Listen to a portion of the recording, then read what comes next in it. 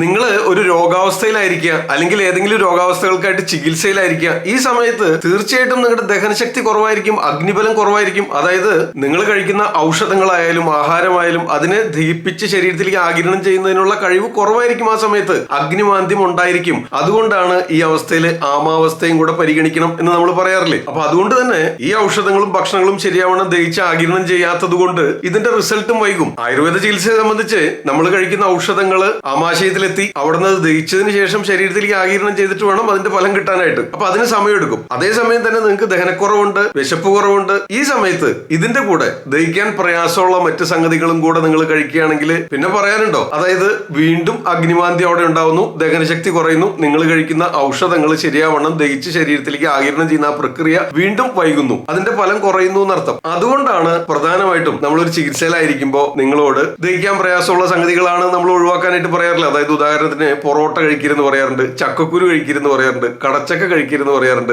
കപ്പലണ്ടി കഴിക്കരുന്ന് പറയാറുണ്ട്. അതുപോലെ തന്നെ ഫ്രൈഡ് റൈസ് ആയാലും മത്സ്യമാംസാദികളായാലും ഒക്കെ കൊഴുപ്പടങ്ങിയ ആഹാരങ്ങളാണ്. അത് ശരീരത്തിലേക്ക് ഈ അഗ്നിമാന്ദ്യം ഉള്ള സമയത്ത് ശരിക്കും ദഹനം നടക്കാതെ വരും, ദഹനത്തെ തടസ്സപ്പെടുത്തും. അപ്പൊ അതുകൊണ്ടാണ് ഇത്തരം മത്സ്യമാംസാദികൾ ഒഴിവാക്കാനായിട്ട് പറയുന്നതിന്റെ ഒരു കാരണം. ഒപ്പം തന്നെ എണ്ണയിലിട്ട് വറുത്ത ഉഴുന്നുവടയും പഴംപൊരിയും പരിപ്പുവടയും മസാല ദോശയും ബേക്കറി സാധനങ്ങളും ജങ്ക് ഫുഡും ഒക്കെ ധാരാളമായിട്ട് കഴിച്ചാൽ ഈ ദഹനക്കുറവുള്ള സമയത്ത് ഇത്തരം സംഗതികൾ കഴിക്കുമ്പോൾ ആമാവസ്ഥ വർദ്ധിക്കുന്നു, ദഹനശക്തി കുറയുന്നു. എന്നിട്ട് ഈ ആമം തന്നെ ഒരു വിഷമയമായിട്ട് ഭവിച്ചുകൊണ്ട് അതും നിങ്ങളുടെ ശരീരത്തിന് ദോഷമായിട്ട് ഭവിക്കുന്നു, നിങ്ങളുടെ രോഗാവസ്ഥ വർദ്ധിപ്പിക്കുന്നതിന് കാരണമാകുന്നു. അതുകൊണ്ട് കൂടിയാണ് ഈ സമയത്ത് ഇത്തരം ഭക്ഷണങ്ങൾ ഒഴിവാക്കാനായിട്ട് നിങ്ങളോട് ആവശ്യപ്പെടുന്നത്. ഇനി മറ്റൊരു സംഗതി പറയുകയാണെങ്കിൽ കോഴിമാംസവും കോഴിമുട്ടയും പോത്തിറച്ചിയും അതുപോലെ കടൽ മത്സ്യങ്ങളും ഒക്കെ ശരീരത്തിൽ ചൂട് കൂട്ടുന്നതാണ്, ഉൾപ്പൊഴുക്കം ഉണ്ടാക്കുന്നതാണ്, വിദാഹം ഉണ്ടാക്കുന്നതാണ്. അപ്പൊ പ്രത്യേകിച്ച് രക്തദൂഷ്യവും പിത്തദോഷവുമായി ബന്ധപ്പെട്ടുണ്ടാകുന്ന രോഗാവസ്ഥകളാണെങ്കിൽ അത് വർദ്ധിക്കാൻ ഇടവരുന്നുണ്ട്. ഇതൊന്നും അല്ലെങ്കിൽ തന്നെ കൊഴുപ്പടങ്ങിയ ആഹാരങ്ങൾ ധാരാളമായിട്ട് കഴിച്ചാൽ വീണ്ടും അവിടെ ദഹനശക്തി കുറയുമല്ലോ. അതാണ് ഇതിന്റെ യുക്തി. ഒരേ ഒരു അവസ്ഥയിൽ ഈ പറഞ്ഞ കാര്യത്തിന് ഒരു വിരോധാഭാസം ഉള്ളത് അത്യഗ്നി, അമിതമായിട്ട് അഗ്നിശക്തി വർദ്ധിക്കുന്നു, പിത്തദോഷം വർദ്ധിക്കുന്നു, അഗ്നിബലം വർദ്ധിക്കുന്നു, അമ്ലപിത്തവും ഭസ്മകവും അസിഡിറ്റി ഇത്തരം രോഗാവസ്ഥകളൊക്കെ വരുന്നു. ഈ അവസ്ഥയിൽ ചിലപ്പോ നിങ്ങൾ എന്ത് കഴിച്ചാലും ദഹിക്കുന്ന ഒരു അവസ്ഥയാണ്. പക്ഷെ അവിടെയും നിങ്ങൾ കഴിക്കുന്ന ആഹാരത്തിൽ കൂടുതൽ എണ്ണയും കൊഴുപ്പിന്റെ അംശം കൂടുതലുണ്ടെങ്കിൽ പിത്തദോഷം വർദ്ധിക്കുന്നതിനും രക്തദുഷ്ടിയും ഇത്തരം അത്യഗ്നി കൊണ്ടുള്ള രോഗാവസ്ഥകളും വർദ്ധിക്കാനായിട്ടും അതുവഴി രോഗം ഒന്നും കൂടി ഗുരുതരമാവാനും സാധ്യതയുണ്ട്. ഒരു ആയുർവേദ ചികിത്സയെ സംബന്ധിച്ചിടത്തോളം നമുക്ക് ഇതിനെല്ലാം പൊതുവായിട്ടൊരു സംഗതി പറയാൻ സാധിക്കില്ല. കാരണം ഓരോരുത്തരുടെയും ദോഷസ്ഥിതി വ്യത്യസ്തമായിരിക്കുമല്ലോ. വാതപിത്ത കഫദോഷങ്ങൾക്ക് ഏറ്റക്കുറച്ചിലുകൾ ഉണ്ടായിരിക്കും, നിങ്ങളുടെ ശരീരത്തിന്റെ ഘടനാപരമായ വ്യത്യാസം ഉണ്ടായിരിക്കും. അതിനനുസരിച്ച് വേണം നിങ്ങളുടെ ഔഷധങ്ങളും ഭക്ഷണ രീതികളും നിശ്ചയിക്കാനായിട്ട്. ഒപ്പം തന്നെ നിങ്ങൾ ജീവിക്കുന്ന സ്ഥലത്തെ കാലാവസ്ഥ അത് നിങ്ങളെ തീർച്ചയായിട്ടും ഇൻഫ്ലുവൻസ് ചെയ്യുന്നുണ്ട്. ഇപ്പൊ നിങ്ങൾ പലരും ബുദ്ധിമുട്ട് അനുഭവിക്കുന്നുണ്ടല്ലോ. അതായത് ഈ തണുപ്പ് കൂടുന്നു, മഴ വർദ്ധിച്ചു, തണുപ്പ് കൂടി കഴിഞ്ഞപ്പം വാദസംബന്ധമായ വേദനകളൊക്കെ കൂടുതൽ അനുഭവപ്പെടുന്നില്ലേ? ഒരു ഉദാഹരണം പറഞ്ഞു മാത്രം. അത് ഈ കാലാവസ്ഥ പരിഗണിക്കേണ്ടതുള്ളതുകൊണ്ടാണ്. അന്തരീക്ഷം തണുത്തിരിക്കുന്നതുകൊണ്ടാണ് ഈ വാദം വർദ്ധിക്കുകയും അതുവഴി വേദനകൾ, സന്ധിവേദനകളൊക്കെ കൂടുന്നത്. അപ്പൊ അതുകൊണ്ട് തീർച്ചയായിട്ടും കാലാവസ്ഥയ്ക്ക് ബന്ധമുണ്ട്. അതുപോലെ തന്നെ നിങ്ങൾ കഴിക്കുന്ന ആഹാരം